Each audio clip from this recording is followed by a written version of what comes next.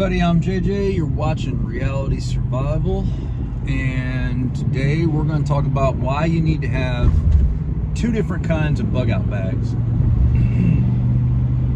So before I get to that, I want to ask you guys to go over to realitysurvival.substack.com and get signed up over there. And what that'll do is, it doesn't cost you anything. You just put your email in there, and that enables me to email you anytime I upload a video, or send a notification through the app, so that you can know when videos come up. Because as you guys know, YouTube censors channels like mine, especially ones that don't go into all the fear mongering and everything like that, and so very few people get notified whenever I upload videos. So if you could do that, it's realitysurvival.substack.com. That would be greatly appreciated.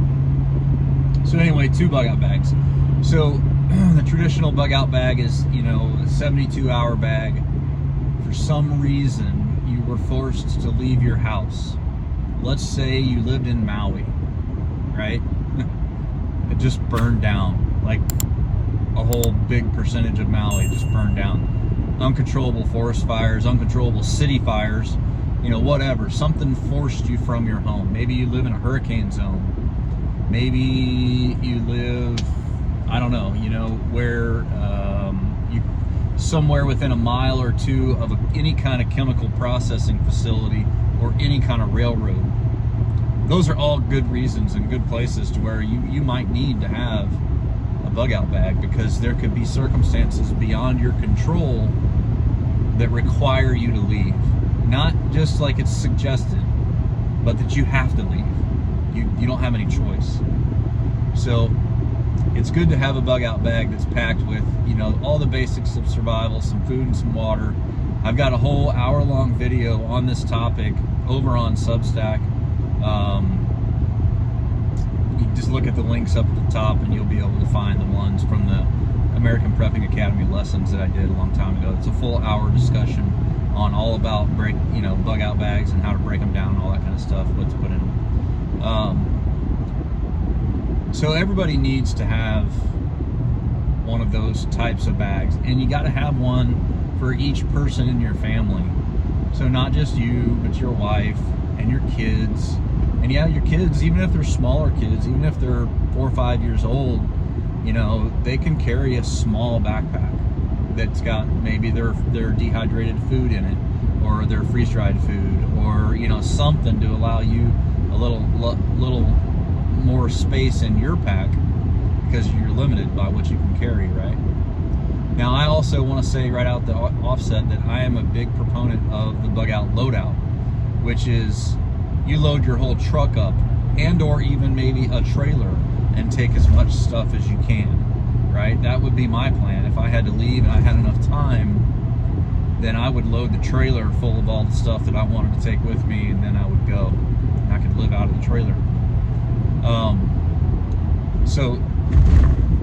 But we're just talking about bags specifically in this video. And the other type of bag would be what I would call a go bag.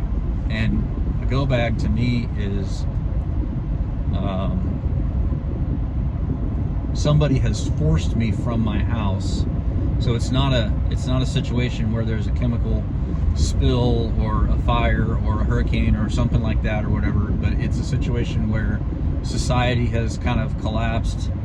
People, an SHTF kind of situation, people are roaming around trying to take people's stuff, and maybe the HVAC guy that came over and worked on your stuff was a part of a group who was sort of militant, or whatever, and he saw that you had a bunch of food or whatever when he was working on your system, and now he's decided to come and take over your stuff after the collapse.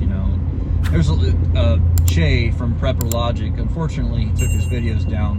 I wish he would put them back up, but he talked about the dark prepper mindset and the fact that there are people out there who kind of categorize and keep track of different preppers that they find and that they suspect and all that kind of stuff, and that's probably true. But anyhow, so you're in this bad situation and you know that you're going to have to defend your home.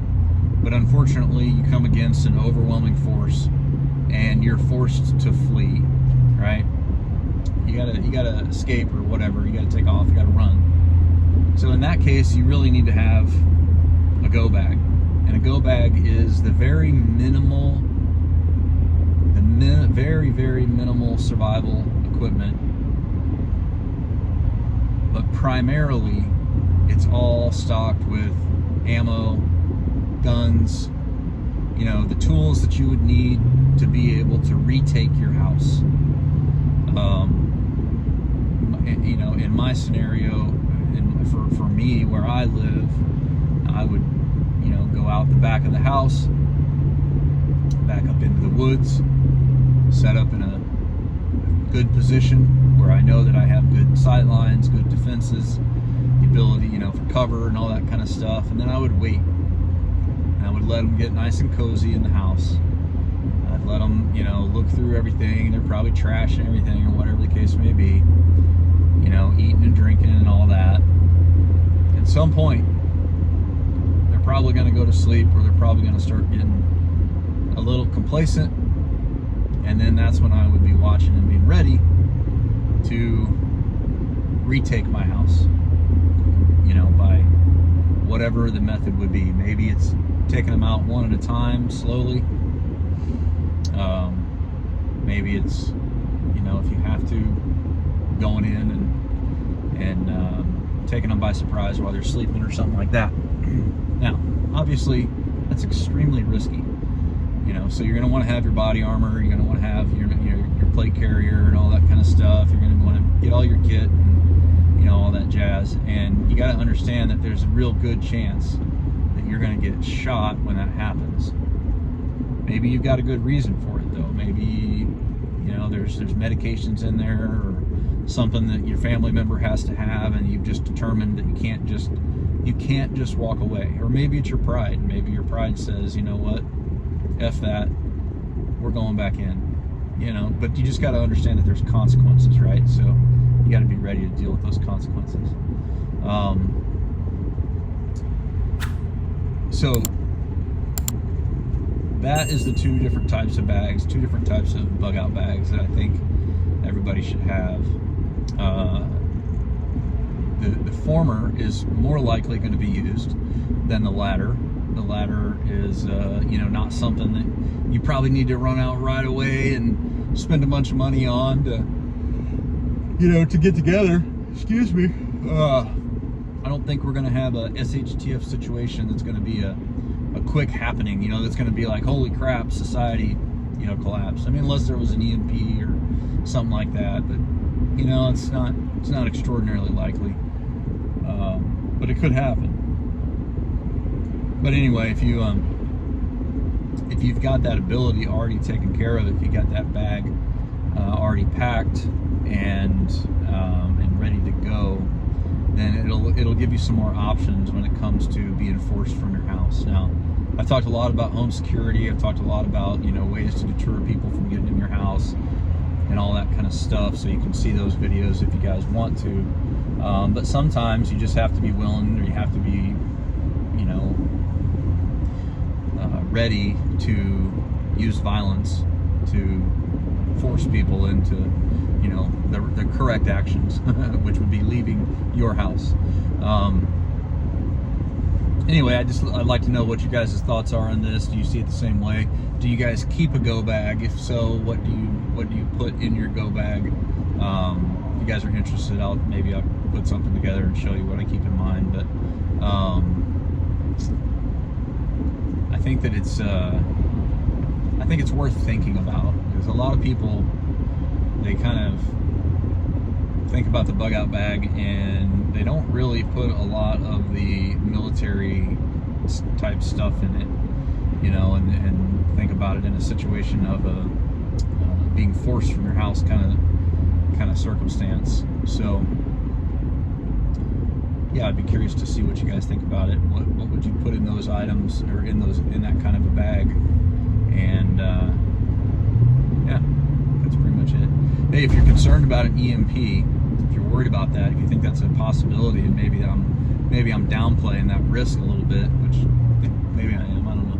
You can go to empshield.com, and that will enable you to get yourself a couple of EMP shields, which are devices that are built to harden your home's electrical grid and your vehicle's electrical grid, or your vehicle's electrical system, from an EMP, so that if you're out at work or something like that, when an EMP happens, you can still get home to your family.